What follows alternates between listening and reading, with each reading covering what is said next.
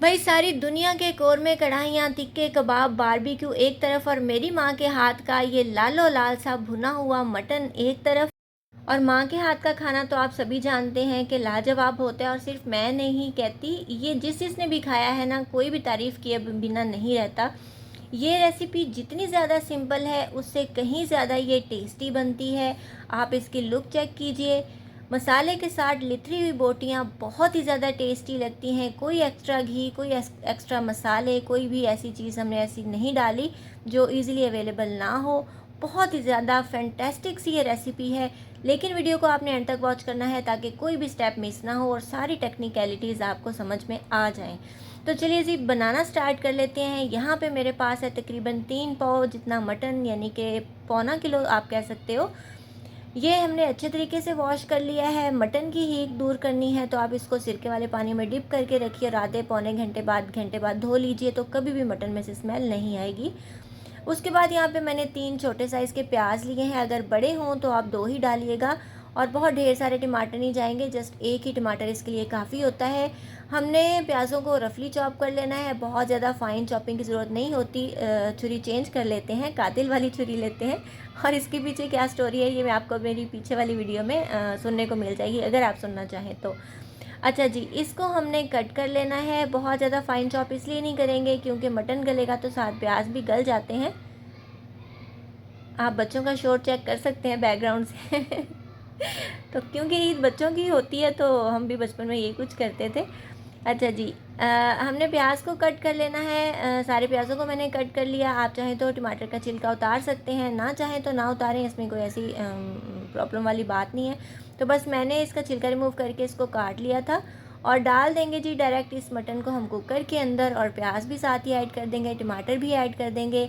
यहाँ मैं डालूँगी हाफ़ टेबल स्पून जितना मेरा होममेड अदरक लहसुन का पेस्ट। आप देख सकते हो माशाल्लाह ज़बरदस्त किस्म का इसका कलर है, बिल्कुल गोल्डन सोने जैसा कलर है, ज़रा भी चेंज नहीं हुआ है। हालांकि इसको बनाए हुए मुझे तकरीबन 2 माह हो गए हैं, मैंने इसको छोटी ईद पे बनाया था, और यकीन माने बिल्कुल भी कलर चेंज नहीं होता और बिल्कुल भी इसका टेस्ट ख़राब नहीं होता, क्योंकि लहसुन अदरक ऐसी चीज़ है जो कि हर चीज़ में चाहिए होती है। तो अगर आप एक दफ़ा इसको बना के रख लोगे ना तो आपकी ज़िंदगी आसान हो जाएगी। हर चीज़ में इसको यूज़ करें, झटपट आपकी कुकिंग हो जाएगी।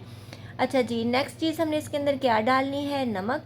और नमक मैं डाल रही हूँ हाफ़ टी स्पून, या उससे थोड़ा सा ज़्यादा ऐड कर सकते हैं, ज़्यादा नहीं डालेंगे, क्योंकि अगर नमक कम लगे ना तो हम बाद में चेक करके और डाल सकते हैं, लेकिन स्टार्ट में कम ही रखा करें।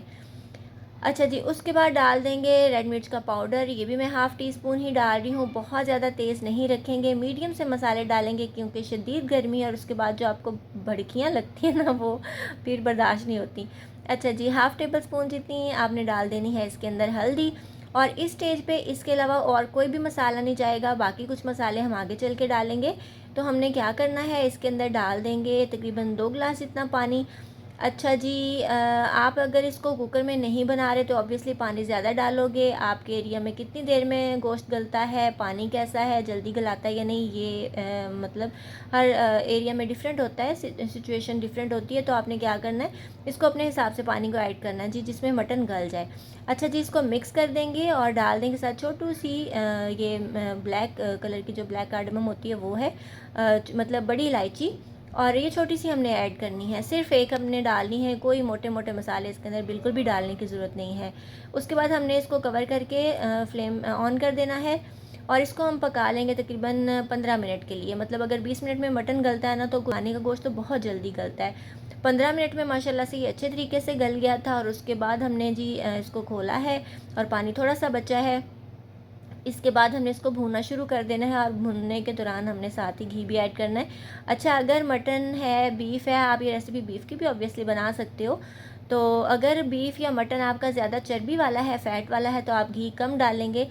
और अगर ज़्यादा बिल्कुल ड्राई है तो आपने घी थोड़ा सा एक्स्ट्रा ऐड कर देना है, लेकिन घी ज़्यादा नहीं जाता इसके अंदर, बहुत ज़्यादा, मतलब ये ऑयली डिश नहीं बनती, और इसलिए खाया भी ढेर सारा जाता है, क्योंकि एक तो मसाले मीडियम होते हैं और दूसरा घी बहुत ज़्यादा एक्स्ट्रा नहीं होता। तो आप इसको खा के इंशाल्लाह बीमार भी नहीं होंगे। अच्छा जी, हमने क्या किया था, आधा कप से थोड़ा सा कम ही घी ऐड किया था, और इसको हम साथ साथ भूनते रहेंगे। और भुनाई हमने मीडियम फ्लेम पे करनी है, इसको जलाना बिल्कुल भी नहीं है। और आप देख सकते हो कि जैसे जैसे हम इसको मैश कर रहे हैं ना, साथ साथ कुछ चीज़ें भी ऐड कर रहे हैं। ये 1/4 टीस्पून जितना मैंने डाला है इसके अंदर ज़ीरे का पाउडर, और हाफ़ टेबल स्पून जितना डाला धनिए का पाउडर। ये रोस्टेड मसाले हैं, मतलब ड्राई रोस्ट करके इनको मैंने दरदरा सा पीस लिया था। अगर आप फ्रेश ऐड करोगे ना पीस के, तो बहुत ही ज़्यादा अच्छा अरोमा आता है और टेस्ट बहुत अच्छा ज़बरदस्त आता है। और ये ऐसी डिश है ना कि भूनते भूनते ही सारा घर और सारा किचन महक जाता है माशाल्लाह। अच्छा जी, आप यहाँ पे देख सकते हो टमाटर प्याज जो है ना थोड़े थोड़े मोटे मोटे हमें नज़र आ रहे हैं। हमने इसको तब तक भूनना है जब तक कि ये मसाला जो है वो घी को अच्छे तरीके से छोड़ देगा, और ये जो टमाटर प्याज वगैरह नज़र आ रहे हैं इनका पेस्ट बन जाएगा और बहुत ही कलर अच्छा सा इसका हो जाएगा। ये आप देख सकते हो। इसको हमने 4 से 5 मिनट तक भून लेना है अच्छे तरीके से।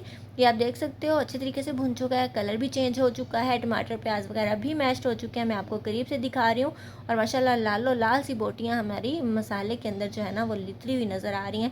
और ये इतनी टेम्पटिंग डिश होती है ना कि माशाल्लाह देख के भूख लग जाती है।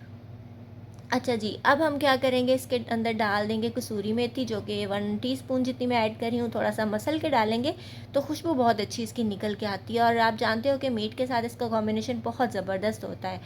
और उसके बाद डालेंगे जी हम गरम मसाला, जो कि मैं डाल रही हूँ हाफ़ टी स्पून से थोड़ा सा कम ही ऐड किया है। तो ये जो गरम मसाला है ना, ये मेरा होममेड होता है और बहुत ही स्पेशल होता है। तो ये अगर आप देखना चाहते हो इसकी रेसिपी, तो आपको मेरे चैनल पे मिल जाएगी। बहुत ही ज़्यादा खुशबूदार बनता है, बहुत स्पेशल बनता है, और थोड़ा सा अगर आप डालोगे ना तो पूरी डिश जो है वो महक जाएगी आपकी इंशाल्लाह। अच्छा जी, आप देख सकते हो इसकी लुक पास से कितनी ज़्यादा ज़बरदस्त आई है। अगर आप चाहें तो हल्का सा पानी ऐड करके ग्रेवी बना सकते हैं, लेकिन बेसिक रेसिपी यही है। और ये मैं इसको अब आपको डिश आउट भी करके दिखाऊंगी।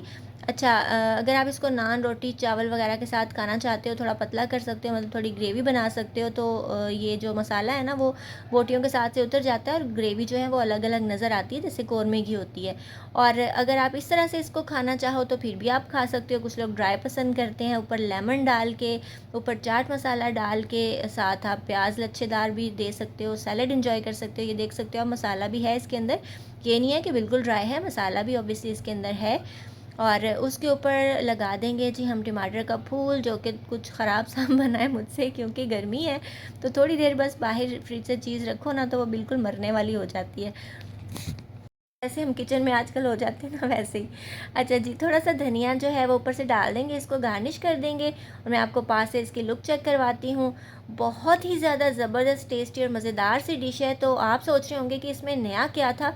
बस ये जो छोटी छोटी सी टिप्स होती हैं जो मैंने आपको बताई हैं वीडियो के अंदर, इनको फॉलो करना ज़रूरी होता है, वरना हर जो हाथ है ना उसका टेस्ट डिफरेंट होता है। आप अच्छा, आप देख सकते हो बहुत ड्राई भी नहीं है, इसका घी भी हल्का हल्का सा नज़र आ रहा है।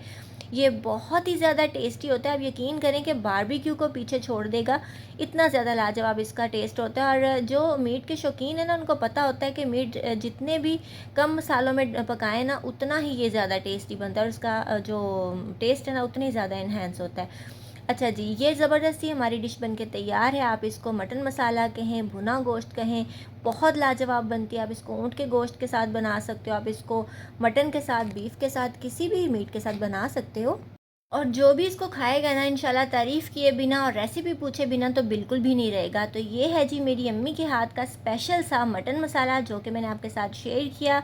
और ये रेसिपी हम बचपन से खाते चले आए हैं। एक यखनी वाला पुलाव और एक ये वाली रेसिपी हमारे घर ईद पे लाजमी बनती थी, और आज भी मुझे वही आदत है। जब तक ये दोनों चीज़ें ना बने तो मुझे नहीं लगता कि मेरी ईद हुई है। और यखनी पुलाव की रेसिपी जो है वो मैं ऑलरेडी अपलोड कर चुकी हूँ। इसके अलावा बन्नू पुलाव है, मलंग जान बीफ पुलाव है, काबली पुलाव है, हर तरह के पुलाव और बिरयानीज़ की रेसिपीज़ आपको मेरे चैनल पे मिल जाएंगी। वाइट मटन मैंने बनाया था, मटन कौरमा बनाया था, मटन कढ़ाई है, बीफ कढ़ाई है, अचार गोश्त की ढेर सारी रेसिपीज़ हैं। तो आपको किसी भी किस्म की रेसिपी चाहिए तो आपने क्या करना है, फटाफट से मेरे चैनल को सब्सक्राइब कर लेना है, बेल आइकन प्रेस कर लेना है, ताकि मेरी फ्यूचर में आने वाली तमाम वीडियोस के नोटिफिकेशंस आपसे मिस ना हो। मेरे चैनल पे आपको हर तरह की रेसिपीज़ मिलेंगी, चाहे वो वेज रेसिपीज़ हों, नॉन वेज रेसिपीज़ हों, राइस की रेसिपीज़ हों, मीठों की रेसिपीज़ हों, हर तरह की इंशाल्लाह आपको रेसिपी मिलेगी। और आजकल जैसे कि गर्मी है तो ड्रिंक्स की भी ढेर सारी रेसिपीज़ मैंने आपके साथ शेयर कर रखी हैं। तो ज़रूर मेरे चैनल को विज़िट कीजिएगा, सब्सक्राइब कीजिएगा, अपना बहुत सा ख्याल रखिएगा, और अपने साथ साथ इर्द गिर्द के लोगों का भी ख्याल रखिएगा। मटन मसाला बनाइएगा, खाइएगा, एंजॉय कीजिएगा। मुझे और मेरी फैमिली को भी दुआ में याद रखिएगा। मिलेंगे इंशाल्लाह नेक्स्ट वीडियो में। Till then take care, goodbye, अल्लाह हाफिज़।